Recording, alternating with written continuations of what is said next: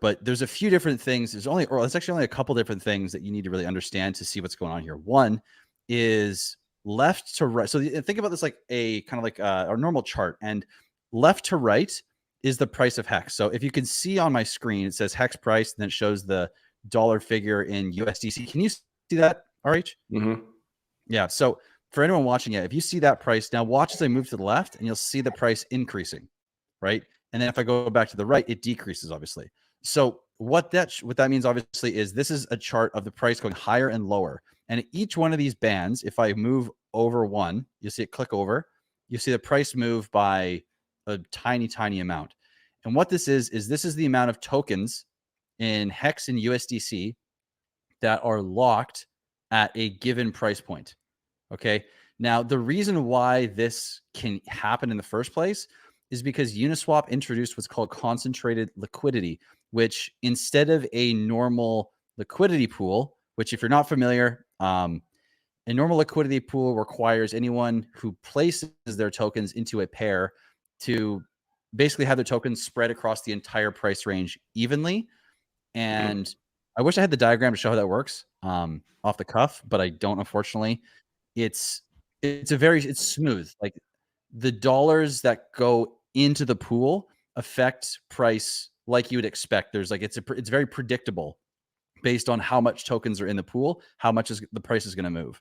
Now, the difference between that and this version, which is Uniswap v3, and the previous version is actually going to be used in PulseX as well.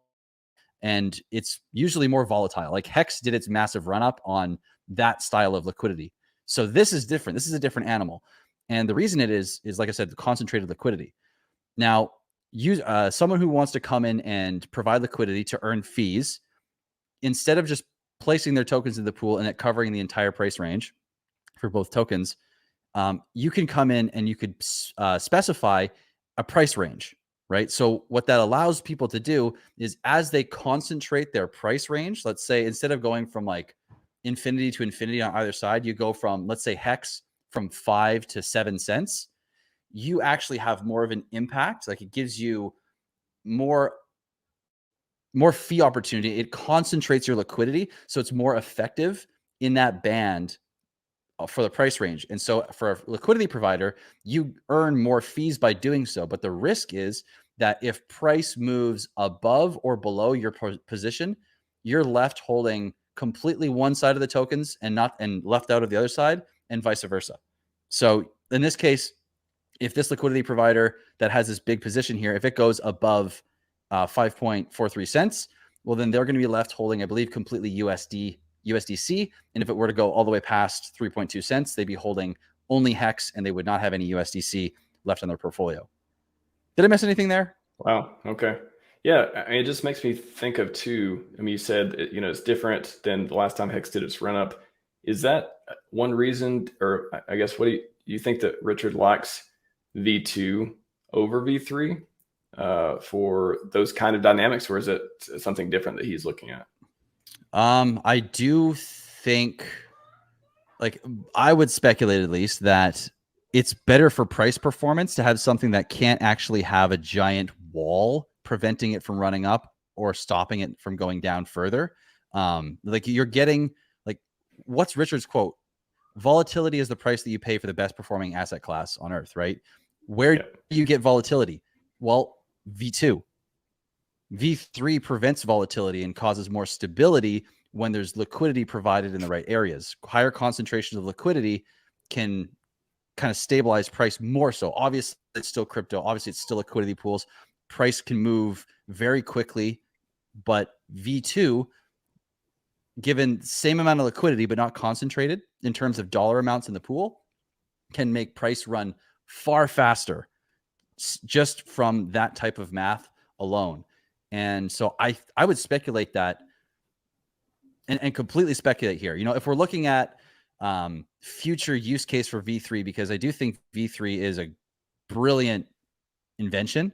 And I think, though, and I could be completely wrong in saying this, maybe it makes sense to implement V3 in the future, a couple years down the road, when everything has gone bananas and we found crazy prices and whatever Richard wants to see, or the team wants to see as far as performance, then implement V3 on the Pulse chain side and integrate a little bit more stability with people allowing to concentrate liquidity and stop price from moving quite as much, which actually would be really cool because stability is basically thickened liquidity, increased liquidity. The more liquidity, the more stable the price can be. And when there's more stability, people can move more freely in and out without slippage.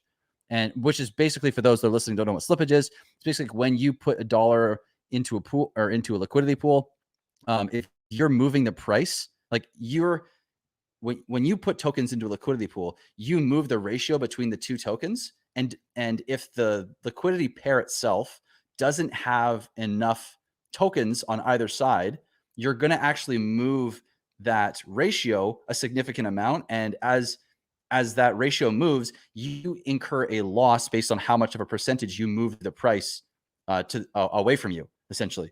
And so oftentimes that's why you see on like DEXs, you'll see like slippage tolerance, like 1%, 2%. But then you'll see these like big buys come in and have like 5% slippage, 6% slippage. And that's where it comes from, is that movement in price, which can still happen on V3 as well. It does still happen. Very interesting. Yeah, it's that's kind of, you know, I've hinted, I've clipped so many stuff of him. I've kind of like almost 250 vintage and notable RH clips over the last few years. And some of the more recent ones about PulseChain and PulseX and incentive token have been super interesting because he keeps saying over and over, people ask, why not V3? Why not V3? And he's like, I like V2. You know, I think V2 has some things, you know, he always like, he never really fully explains it, but I'm always like, there's something there. There's a reason he's doing this. I mean, technically reason, it's based on Pancake Swap, which is, as far as I know, V2. I don't think there's a Pancake Swap V3. Somebody correct me if there is. And it's like, hey, we're forking Pancake Swap, so it's not like we could take Uniswap V3 and just fork it in the first place. Technically, that'd be a lot more work. But also, I don't even think he's thinking about that because of what you mentioned. You know, we speculate, hey, you went over the facts of, hey, it is easier for volatility to happen in V2. There's some nuance there as well, but it's easier to concentrate liquidity in V3.